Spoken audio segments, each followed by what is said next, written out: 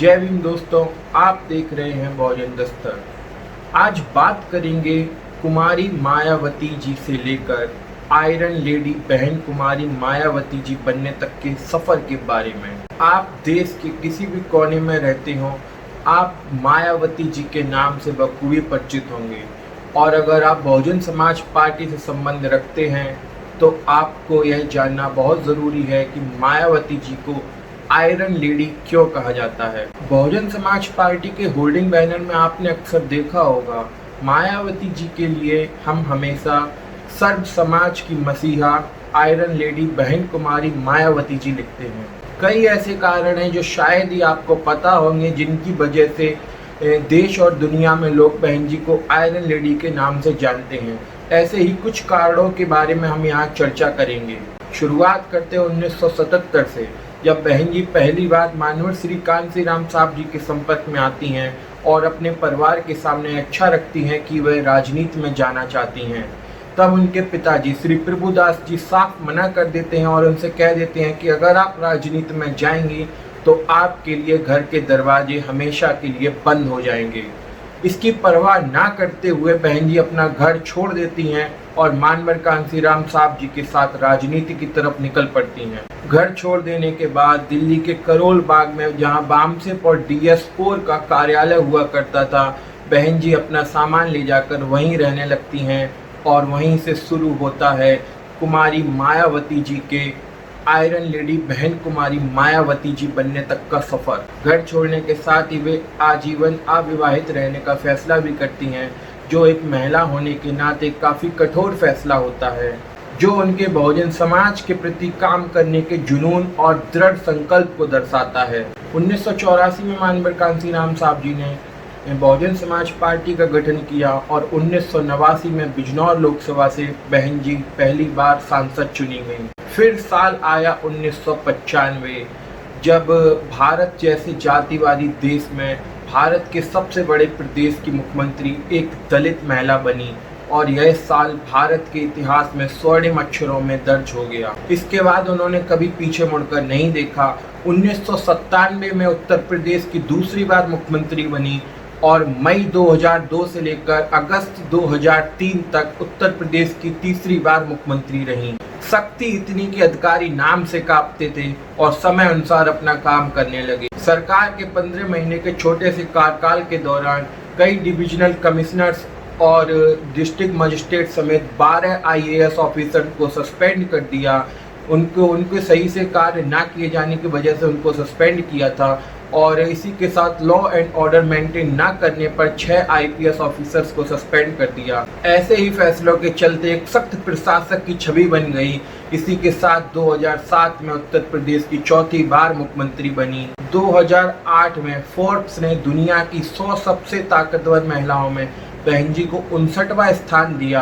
आपको पता होगा, पूरी दुनिया में 195 से भी ज़्यादा देश हैं और फोर्ब्स एक अमेरिकन मैगजीन है जो सालाना ऐसे लोगों की लिस्ट जारी करती है, जैसे दुनिया के टॉप 100 रिचेस्ट मैन, मतलब दुनिया के टॉप 100 जो अमीर लोग हैं उनकी लिस्ट हुई, या दुनिया के 100 सबसे शक्तिशाली पुरुष, दुनिया की 100 सबसे शक्तिशाली महिलाएं।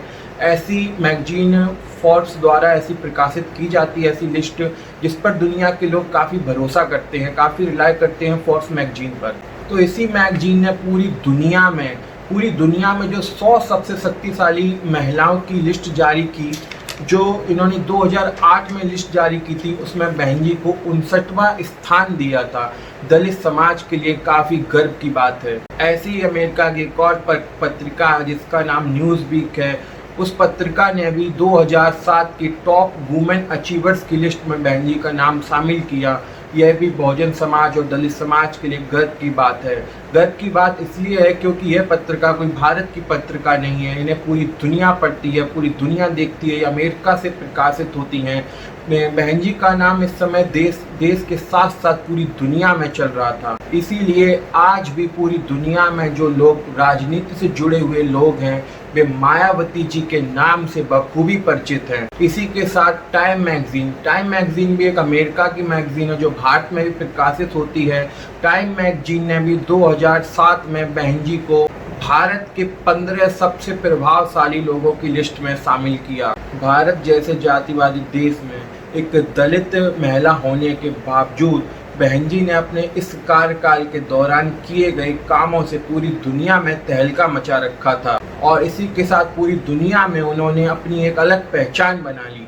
इसी के चलते 2009 में एक अमेरिकन पत्रिका न्यूज़ वीक के एक आर्टिकल में बहन जी को भारत का बराक ओबामा बोला गया। इन्हीं सब कारणों के चलते आज पूरा देश और दुनिया बहन जी को आयरन लेडी बहन कुमारी मायावती जी के नाम से जानती है। 2007 से 2012 के कार्यकाल के दौरान बहन जी ने प्रमोशन में आरक्षण लागू किया, जो बहुजन समाज के लिए काफ़ी महत्वपूर्ण था। सरकारी नौकरियों में प्रमोशन में आरक्षण के बाद बहन जी प्राइवेट सेक्टर में 30% आरक्षण लागू करना चाहती थी, जिसे सुप्रीम कोर्ट ने खारिज कर दिया। 2007 में मुख्यमंत्री बनते ही उन्होंने 1010 करोड़ की लागत से बनने वाले 2 अस्पतालों का प्रस्ताव पास किया, जो ग्रेटर नोएडा में बने हैं, जिनमें एक doctor BR Ambedkar multi speciality hospital और दूसरा मानवर कांशीराम साहब मल्टी स्पेशलिटी हॉस्पिटल बने हैं, जिनका शुभारंभ 2013 में किया गया।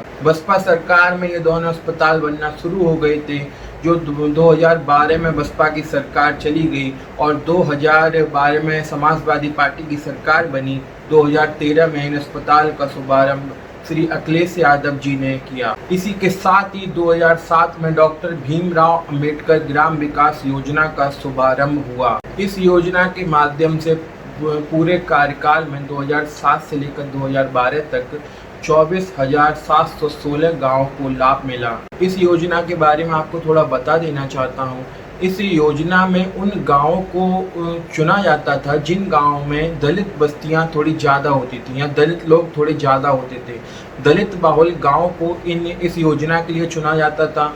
ऐसे गाँवों को डॉक्टर अंबेडकर ग्राम कहा जाता था और इन गाँव में बिजली, सड़क, पानी की समुचित व्यवस्था की जाती थी। आप उत्तर प्रदेश के किसी भी डॉक्टर अंबेडकर ग्राम में चले जाइए, जो 2007 से 2012 तक बसपा के कार्यकाल में डॉक्टर अंबेडकर ग्राम रहा हो, आप उसमें जाकर देख सकते हैं एक एक गली, चाहे वह कितनी पतली गली हो या उसमें सिर्फ एक घर बना हो, आपको पक्की मिलेगी। हर घर तक बिजली की सप्लाई आपको मिलेगी।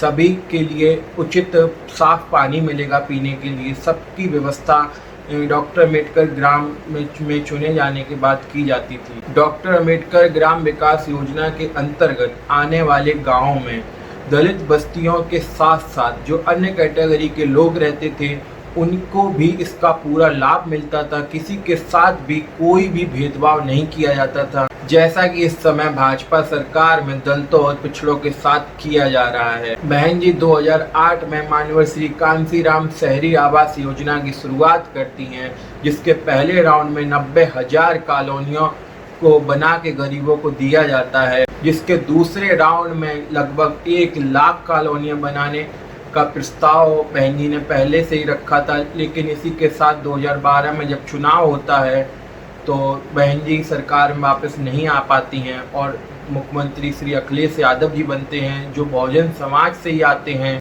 और उनके मुख्यमंत्री बनते ही इन कॉलोनियों में रह रहे गरीबों से बिजली का बिल मांगा जाता है, जिसको जमा न करने पर उनकी लाइट काट दी जाती है। शायद ऑस्ट्रेलिया में उनको यह पढ़ाया गया होगा कि आप गरीबों की बिजली काट कर ही एक अच्छे मुख्यमंत्री बन सकते हैं। और आज भारतीय जनता पार्टी के कार्यकाल के दौरान भी माननीय श्री कांशीराम साहब शहरी आवास योजना के अंतर्गत बनी कॉलोनियों की हालत खस्ता है। जिला अधिकारी, मुख्य विकास अधिकारी, किसी की भी नज़र इस ओर नहीं पड़ती है और उनकी नज़र इस ओर कभी पड़ेगी भी नहीं जब तक आप बहुजन समाज पार्टी को सत्ता में वापस लेकर नहीं आएंगे। इसी के साथ प्रदेश का पहला एक्सप्रेसवे 165 किलोमीटर लंबा यमुना एक्सप्रेसवे 2007 से 12 के कार्यकाल के दौरान बहन जी ने बनवाया और भारत का पहला, पूरे भारत में इससे पहले कभी कोई F1 ट्रैक रेस नहीं बना था, जिसको हम बुद्ध इंटरनेशनल सर्किट के नाम से भी जानते हैं, उत्तर प्रदेश के ग्रेटर नोएडा में बहन जी ने बनवाया। अमेरिकन मैगजीन फोर्ब्स और न्यूज़ वीक के साथ साथ भारत में टाइम्स ऑफ इंडिया और द हिंदू में जब बहन जी की चर्चा और उनके कार्यकाल की चर्चा जोर शोर से होने लगी, तब उनको नाम दिया गया आयरन लेडी बहन कुमारी मायावती जी। और उत्तर प्रदेश सहित पूरे भारत में उनके इस कार्यकाल के दौरान जो उन्होंने काम किए, उससे उनकी जो एक छवि बनी, उसके लिए द आयरन लेडी, दलित शेरनी और न्याय की देवी जैसे शब्द उनके लिए उपयोग होने लगे। साथियों, आप जानते होंगे आज उत्तर प्रदेश सहित पूरे देश में बहुजन समाज का अगर कोई ऐसा नेता है जिसकी पहचान पूरे भारत में हो, राष्ट्रीय स्तर पर जिसकी छवि हो, तो वे हैं बहन कुमारी मायावती जी, जिनके सामने बहुजन समाज में फिलहाल कोई नेता हमें दूर दूर तक नजर नहीं आता। आप बात कर सकते हैं रामविलास पासवान, अनुप्रिया पटेल, नीतीश कुमार, रामदास अठावले जैसे नेताओं की और उदित राज जैसे नेताओं की, जो सभी को बुद्ध की शरण में लेकर चले थे, जो आज बीजेपी की गोद में बैठकर चैन की नींद सो रहे हैं। अगर आप इनसे उम्मीद करते हैं कि ये नेता बहुजन समाज की आवाज और उन पर हो रहे अत्याचार को उठाएंगे, तो आप भी इस समय गहरी नींद में सो रहे हैं। आपको जागना होगा, नहीं तो आने वाले समय में प्राइवेट सेक्टरों का बोलबाला होगा, सरकारी नौकरियां खत्म कर दी जाएंगी, बीजेपी आरएसएस बहुजनों में दलितों पिछड़ों के आरक्षण को पूरी तरह से खत्म कर देगी, आपके बच्चों को नौकरी नहीं मिलेगी। अभी भी समय है, बाबा साहब ने कहा था, शिक्षित हो, संगठित हो और संघर्ष करो।